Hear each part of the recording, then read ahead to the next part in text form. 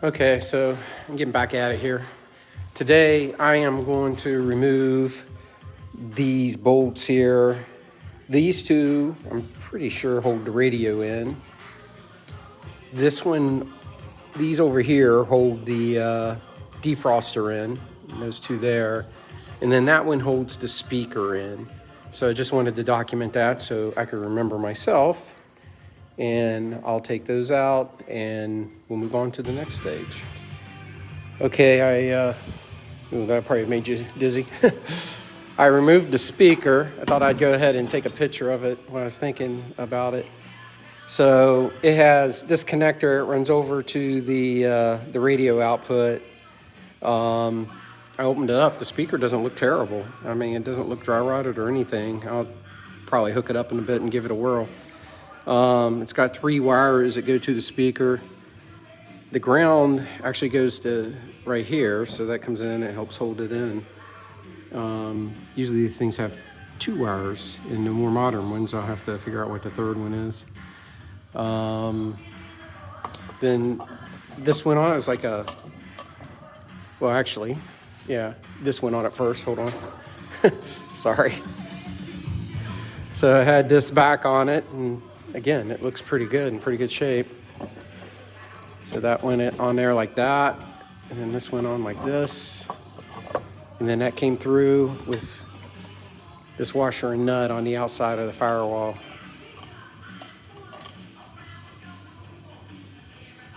Pretty simple. Yeah, so.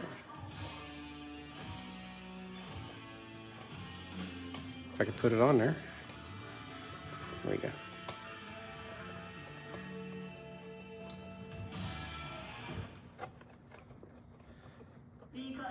Okay.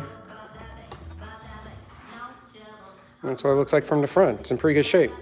Okay, so I removed this defroster here. I'll go back into it in a little bit more detail in a second. But I traced the wires over to this switch here underneath. And this has a bulb that goes up in it. And it's a switch and a bulb together. I had a heck of a time trying to get this loose, and so I'll give you a couple tricks I figured out. One, I figured out how to take the cluster out, which I couldn't find any info on. It has these 4 small bolts on the bottom, one there, set there, one over there. And then the piece of information that nobody seemed to have anywhere, at least that I could find, is there's 2 little bolts on either side that are kind of pressed in here, and then go into on that side, and there's one on this side over here. I popped that one out before I realized what was going on. And then I got this one out, and now I'm able to pull the cluster out, which makes sense. It didn't make sense.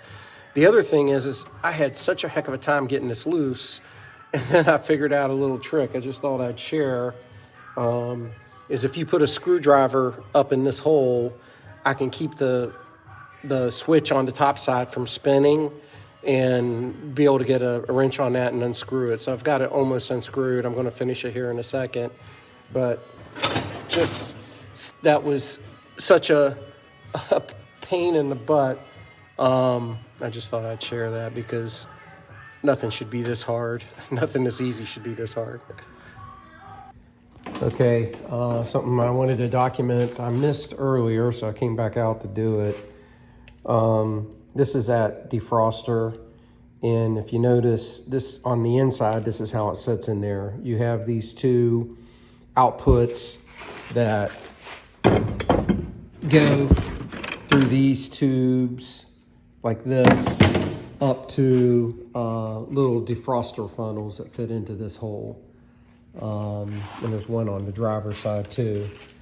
But the thing that I want to document is this top tube runs to this top tube here, and it goes down to the hose right near the pump there, I guess, and right before it goes into the radiator.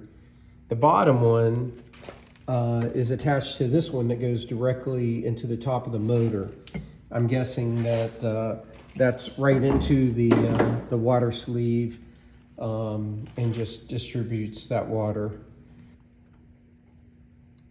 All right, something else I want to document was there were 2 switches that just basically slide onto the bottom of the dash like that. And they're held on by these basically thumb screws on the top. And there was another one over on the other side there. I haven't traced them all back yet to make sure which is which, but just kind of an interesting way that they go on there. On that side, it looked like there was a little hole that it fit in, and maybe went all the way through. This side, it just was up against itself, up against the bottom of the dash.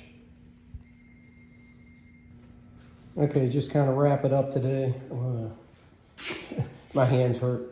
I'm going to put it away and pick up tools here in a minute and tackle another day. But took out the defroster, the speaker, and the radio. And the radio was interesting. It had those two little clips. Basically, it just held clip-in sort of things that held it in through the firewall onto those clips on the side. You can see one right there, pretty good. So it's just standard Packard radio. I'll give you the model number here. It's probably upside down. No, PA351107, I believe. So I'm going to do a little research into that, see if I can't get that working. Figure out why the fan, the defroster doesn't work. I have a feeling it's just frozen. I was pushing the motor around. It's pretty hard to push. So did take the console out. So for future reference, again, this console, when you take the 4 bolts out of the bottom, then there are 2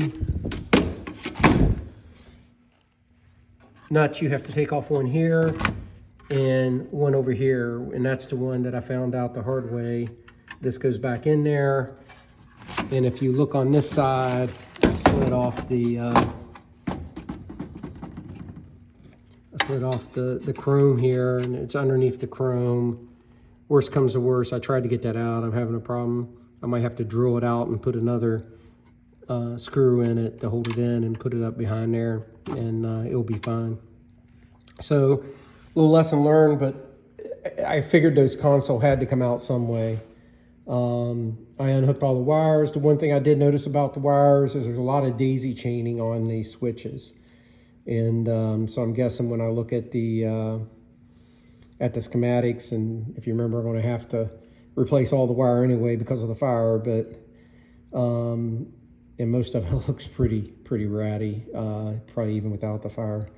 I did give up on one thing today. I'm going to do some research and come back to it, which was this temperature gauge. And when I noticed in this pressure gauge here, when I noticed that this here, I went to take off this, I looked it up. It's actually a tube, and it goes in here. I'm not sure it comes out. There was a nut on it. It comes there. It might come as a unit. That goes through the firewall, and it comes out down through here and goes to the engine and down here. I was thinking about trying to take that out, but I have a feeling that may be more of a challenge, and I want to do at this point in time of the day. So that's a tomorrow problem. But shortly continue to tear it down and get ready to pull this body off.